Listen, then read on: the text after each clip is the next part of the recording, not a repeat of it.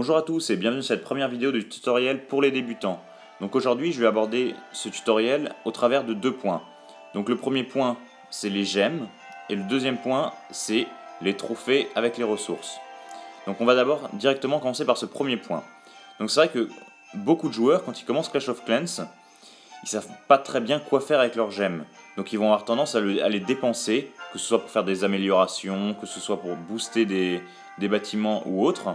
Et c'est vrai que ça, c'est quelque chose qu'il faut éviter de faire. Parce qu'en fait, les gemmes vont vous permettre de construire les cabanes d'ouvriers. Au total, vous pouvez créer 5 cabanes d'ouvriers, mais seulement 2 si vous n'utilisez pas les gemmes.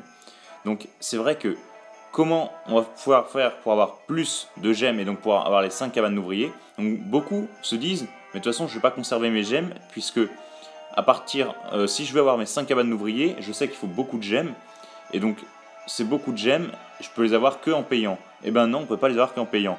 Comment on peut obtenir des gemmes? Donc là, je vais vous montrer dans cette vidéo. Donc comment on peut obtenir des gemmes? Donc on sait qu'il y a des obstacles sur la carte qui apparaissent toutes les 8 heures. Il y a un obstacle qui apparaît tous les 8 heures. Ça peut être un petit arbre, un buisson, un grand arbre. Et c'est vrai que la moyenne, dans ces petits objets qui apparaissent, on a en moyenne 3 gemmes dedans. Donc c'est vrai qu'il y aura des moments où vous aurez une gemme, si ce n'est 0, mais vous pouvez monter jusqu'à 5, voire 6 gemmes dedans. Autre chose qu'on peut trouver parfois, qui est plus rare certes, mais qu'on peut trouver, c'est les gem box, c'est les coffrets de gemmes. Et c'est vrai que dans chaque coffret de gemmes, on a quand même 25 gemmes, donc c'est pas négligeable. Et donc en accumulant ces gemmes-là, vous allez avoir vos gemmes qui vont augmenter et donc vous allez pouvoir vous payer les cabanes d'ouvriers. Mais ça, c'est qu'une seule source de gemmes. Une autre source gratuite pour obtenir des gemmes, c'est les succès. Alors les succès, pour aller les trouver, c'est pas compliqué. Vous faites comme ça. Et donc là, c'est vrai que les succès, ça va vous présenter tout ce qui est possible de faire pour pouvoir accumuler des gemmes. Et donc plus vous allez remplir les succès, et à chaque fois un succès se compose de 3 catégories. La première catégorie va apporter pas beaucoup de gemmes, la deuxième un peu plus, et la troisième encore plus. Et c'est vrai que si vous faites le maximum de succès, vous allez accumuler des gemmes, des gemmes, des gemmes. Et donc c'est vrai que là, vous allez pouvoir vous payer les cabanes d'ouvriers. Donc vous pourrez vous rendre compte que les cabanes d'ouvriers, on peut les avoir sans gemmer. On passe maintenant à la deuxième partie de cette vidéo, donc c'est les trophées et les ressources quand on a un centre-ville, moi je vais dire entre 1 et 7.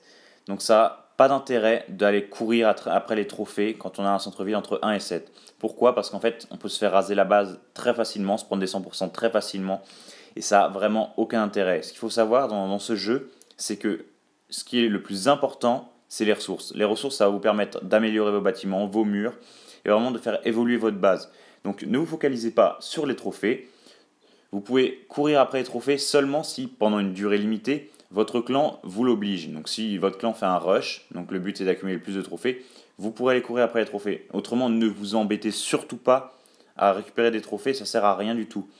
Donc les trophées, ça va vous apporter juste de dépenser plus de ressources en créant des grosses troupes.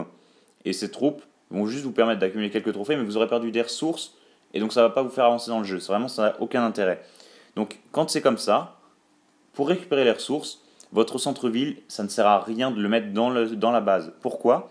Parce que si vous êtes votre centre-ville qui est en plein dans la base, une personne qui veut gagner des trophées sur vous, qui veut gagner une bataille, elle va attaquer le centre-ville. Mais en attaquant le centre-ville, elle va forcément attaquer des réservoirs, des extracteurs, des endroits où il y a vos propres ressources dedans. Tandis que si vous mettez votre centre-ville à l'extérieur de votre base, c'est vrai que les adversaires vont encore vouloir vous attaquer, encore vouloir prendre des trophées, et ils vont détruire seulement le centre-ville. Ils ne vont pas aller voir plus loin, en général. C'est vrai qu'il y a des cas où ils vont aller chercher votre ressource, mais la majorité des cas, ils vont seulement s'attaquer à votre centre-ville. Et donc, en détruisant votre centre-ville, vous allez récupérer un bonus de 12 heures. Et ce bonus de 12 heures, c'est vrai que ce bouclier, personne ne va vous attaquer pendant 12 heures. Et ça, c'est vraiment quelque chose de très intéressant, cette technique. Donc, quand vous attaquerez, vous allez casser votre bouclier. Mais quand vous allez attaquer, c'est juste pour récupérer des ressources. Et donc vous allez voir que vous allez augmenter très rapidement en ressources. Voilà, c'était le deuxième point de cette vidéo. Donc j'espère que ça vous a plu. Je vais vous faire d'autres vidéos tutoriels pour les débutants. Et je pense aussi pour des joueurs qui ont plus d'expérience. Donc n'hésitez pas à liker cette vidéo si ça vous a plu, à la partager et à vous abonner à ma chaîne YouTube pour plus de vidéos. A bientôt.